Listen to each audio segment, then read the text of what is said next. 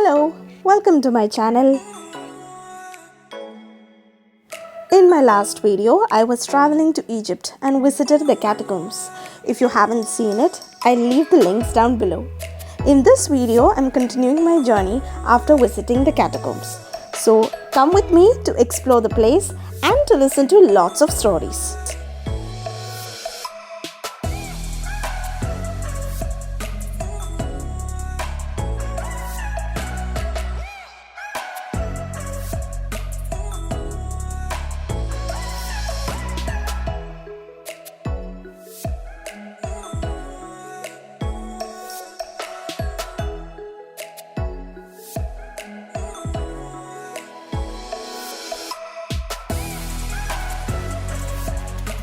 After visiting the catacombs, we came straight away to see Pompey's pillar. And it had started drizzling once we reached here. It's actually a Roman triumphal column in Alexandria. The pillar stands beside the ruins of the temple of Serapis. Serapis is a Greco-Egyptian god of the Ptolemaic period of Egypt, that is around 323 to 330 BC. The god Serapis was actually developed by the monarch Ptolemy Soter as a part of his vision to unite his Egyptian and Greek subjects.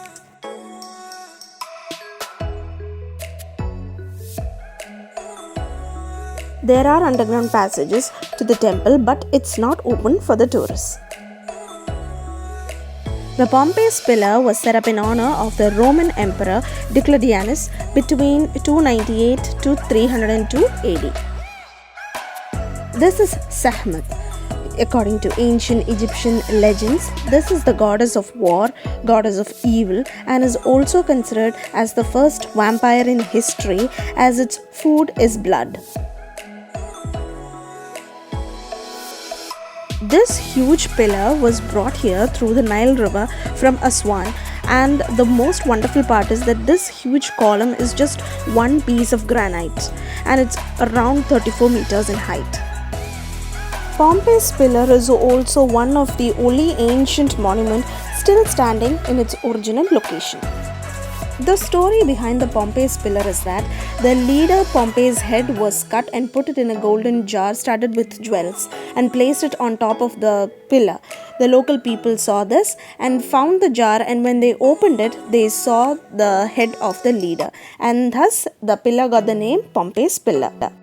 What our guide is showing here is that during the Roman period, they always write the name of the king in the oval shape, and it is called the cartouche, and it is the name of the king written in hieroglyphic during the 3rd century. Cartouche is only for the emperor or the king. Next, we are going into some of the underground tunnels that are accessible to the tourists.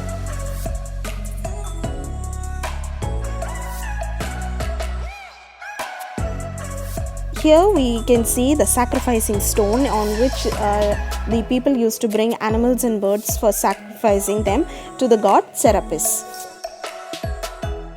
We are now going into this tunnel called the sanctuary, where there is a model of the god Serapis.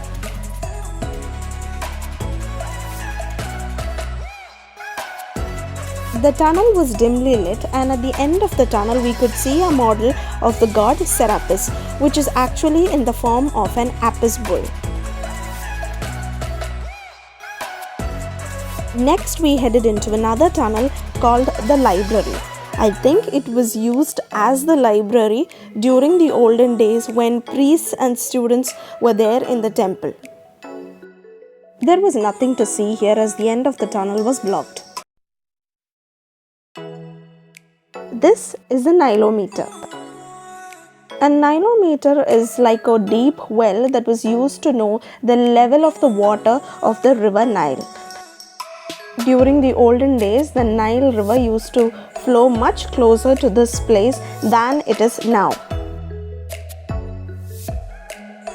The nilometer was used to predict the flood, and depending on that, the taxes were arranged.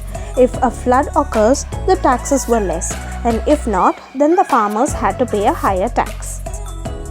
Some of the stones and sculptures of the temple were also displayed here. And one of the things that I noticed here was the apartment buildings had smaller windows and they covered their balconies with bed sheets for privacy.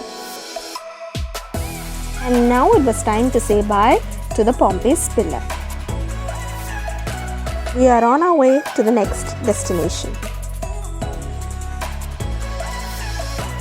Our guide was telling us the story of how the old library of Alexandria was burned down. The person to blame was Julius Caesar, as his fleet was cut off by the boats in the harbour of Alexandria, and he ordered them to be burned. The flames spread to the city and thus burned down the old library. Now this is the new library designed by an Egyptian architect, and this huge ball beside it is the planetarium. That's the Naval Unknown Soldier Memorial for soldiers who lost their lives at sea in battles and was built under the rule of Muhammad Ali of Egypt. This is one of the areas of Alexandria where the buildings have a European and Western structures.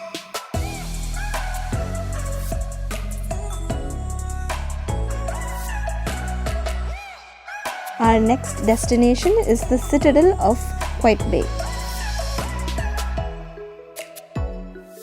This is actually a 15th century defensive fortress located on the Mediterranean seacoast.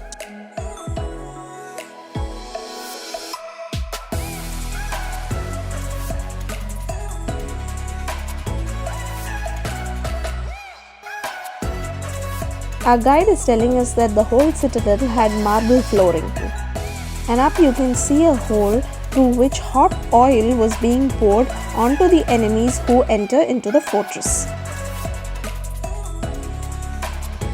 Those openings were kept for natural light to enter. This is the mosque inside the citadel, and it faces the direction of Mecca.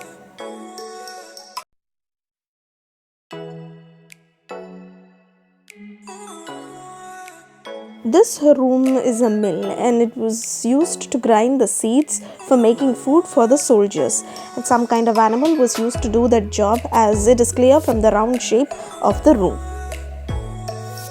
This was an escape route in case if the enemies entered the fortress. Once we reached upstairs, there also we could see a place where they used to pour hot oil onto their enemies. The hole on the roof that we saw earlier. A model of the fortress was kept here. The most magnificent thing about this fortress is the view from each and every window will make you speechless. It was that breathtaking.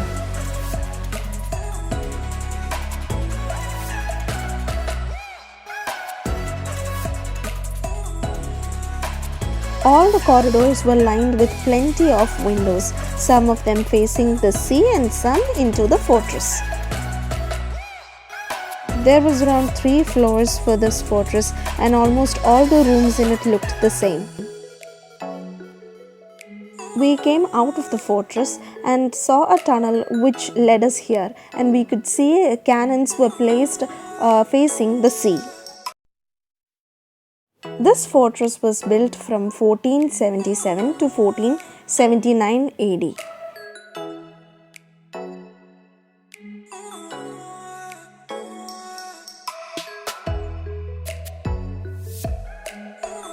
Just like I said, it was that breathtaking, and I just simply wanted to stand there and stare into the openness.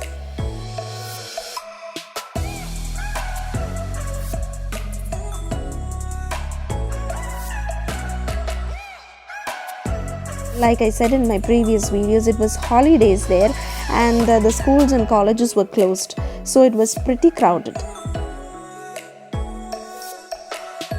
The clouds did their part in making this view amazing. This fortress was built on the famous lighthouse of Alexandria, which was one of the 7 wonders of the ancient world. Later on, during the 14th century, an earthquake occurred and destroyed the whole lighthouse. All the rulers who came later on after building this took really good care in providing the citadel with weapons and in maintaining it. Now this fortress is a maritime museum. It was too windy, the drizzling grew harder, and it was chilly. So we said bye to the citadel and climbed into our bus.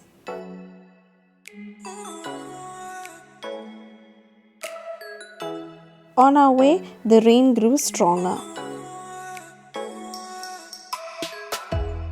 We stopped at this restaurant called the Fish Market to have our late lunch. Apparently, it seems that the Egyptians usually have their lunch around 2 to 3, and what they call the late lunch is around 6 to 7.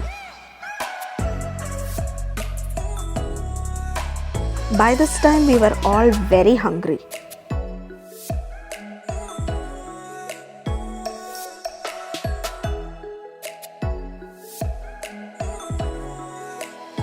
Here also we had a beautiful view of the sea.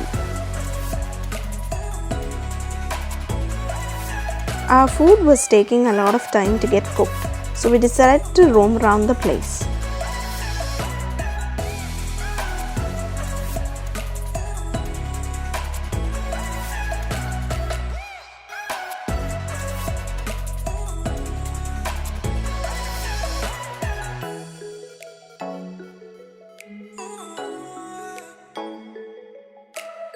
They had served us salads and dips by this time, and we were digging into it while waiting for our food. These were our veg and non-veg options: grilled fish with batter fried squid, fries and flavored rice, and the other one was pasta with grilled veggies, which tasted much better than the fish. This kind staff brought this for us. Most of us didn't like the fish as it tasted too fishy and blunt for our taste. And now we are on our way to Cairo. It's an almost 3-hour journey, and we stopped in between to stretch our legs. We stopped at this place called Omar Oasis, which is in between Alexandria and Cairo. This place had this nice restaurant and washroom and a lot of other shops.